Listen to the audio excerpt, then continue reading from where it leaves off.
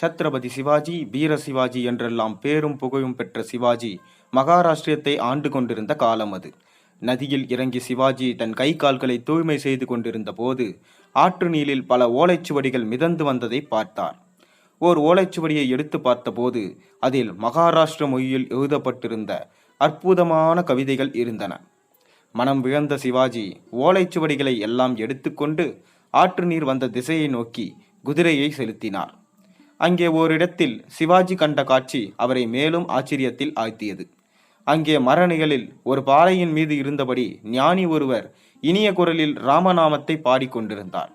அவரை சுற்றி காட்டில் இருந்த கொடிய விலங்குகளிடமிருந்து பயப்பட வேண்டிய பசுக்களும் மான்களும் அவற்றின் அருகிலேயே எந்தவித பயமும் இல்லாமல் அவரை சுற்றி அமர்ந்து கொண்டு கண்களிலிருந்து நீர் வழிய அமைதியாய் கேட்டுக்கொண்டிருந்தன. ஞானியின் வாக்கிலிருந்து வெளிப்பட்ட ராம மந்திர இசையில் தாம் ஒரு மன்பதையே மறந்தார். அதுவரை சிவாஜி அப்படிப்பட்ட இசையை கேட்டதே இல்லை. அங்கிருந்த ஒரு மரத்தின் நிழலில் அப்படியே அமர்ந்து தன்னிலை மறந்தார்.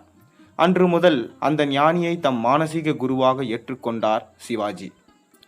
ராமநாம மந்திரத்தை சொல்லியபடி ஞானி ஒரு நாள் தனிமையில் இருந்தார். விலங்குகள் எதுவும் அருகில் இல்லை. சிவாஜிக்கு மகிழ்ச்சி தாளவில்லை. அவர் உடனே ஞானியை நெருங்கி அவரது திருவடிகளில் விழுந்து வணங்கினார்.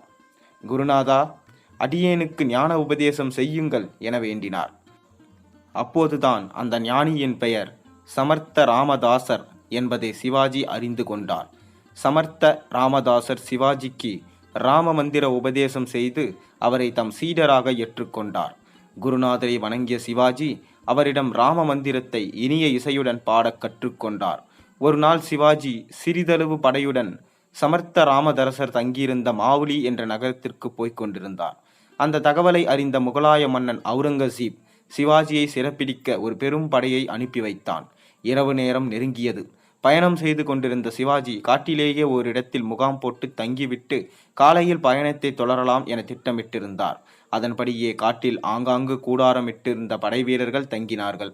சிவாஜிக்கு மட்டும் தனிமையில் விரும்பி சற்று தள்ளி கூடாரத்தை அமைத்து அதில் தங்கினார். ராமநாம மந்திரத்தை அப்போது சிவாஜி இனிய இசையுடன் பாடிக்கொண்டிருந்தார். அந்த நேரம் பார்த்து அவுரங்கசீப்பின் பெரும் படை சிவாஜியையும் சிவாஜியின் படையையும் சுற்றி வளைத்து முற்றுகையிட்டது. அது எதுவும் தெரியாத சிவாஜி மன்னரோ தன்னை மறந்த நிலையில் பக்தி பரவசத்தோடு ராம மந்திரத்தை பாடிக்கொண்டிருந்தார். எந்த நேரமும் சிவாஜியும் அவரது படையும் கைது செய்யப்படலாம் என்ற அந்த சூழ்நிலையில் அந்த இரவு நேரத்தில் காட்டிலிருந்த குரங்கு கூட்டங்கள் சிவாஜி மன்னரின் படைகளுக்கு உதவியாக முகலாய பெருஞ்சேனையின் மீது பாய்ந்தன.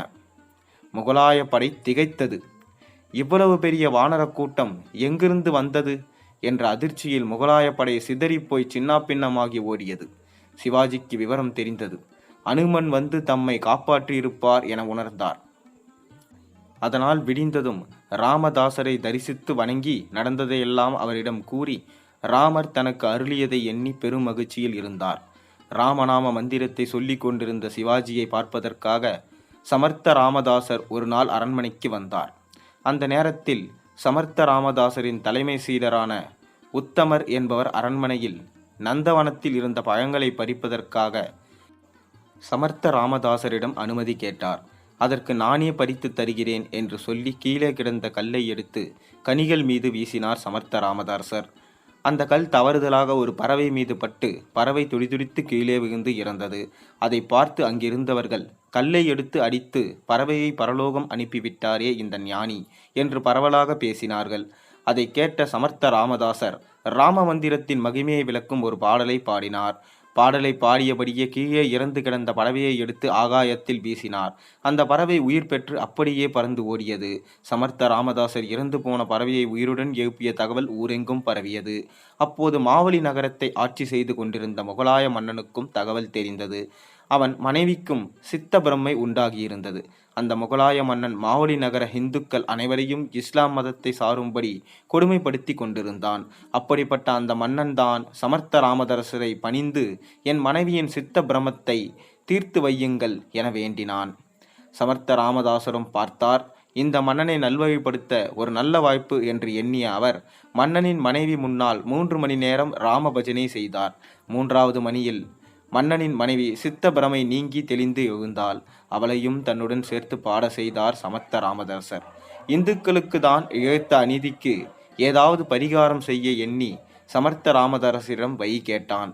அதற்கு ராமதாசர் மக்கள் ஒருவரை ஒருவர் சந்தித்து கொள்ளும் போது ராம் ராம் என்று சொல்லிக் கொள்ள வேண்டும் என கேட்டார். அன்று முதல் மகாராஷ்டிர மாநிலம் மாவரி நகரம் முதலான வட தேசங்களில் மக்கள் ஒருவருக்கொருவர் ராம் ராம் என சொல்லிக்கொள்ள அரசன் உத்தரவிட்டான். இந்த கதையிலிருந்து நமக்கு என்ன தெரிந்தது என்றால், எவ்வளவு பாவம் செய்திருந்தாலும் இந்த ஒரு மந்திரம் ராம் ராம் என்று சொன்னால் நமது அனைத்து பாவங்களும் நீங்கி நமக்கு சகல சௌபாகியங்களும் வந்து சேரும். நன்றி, வணக்கம். மீண்டும் நாளை உங்களை ஒரு ஆன்மீக கதையில் சந்திக்கின்றேன். இந்த கதை உங்களுக்கு பிடித்திருந்தால் மறக்காமல் ஒரு லைக் செஞ்சு நம்ம சேனலுக்கு சப்போர்ட் பண்ணி சப்ஸ்கிரைப் பண்ணுங்கள்.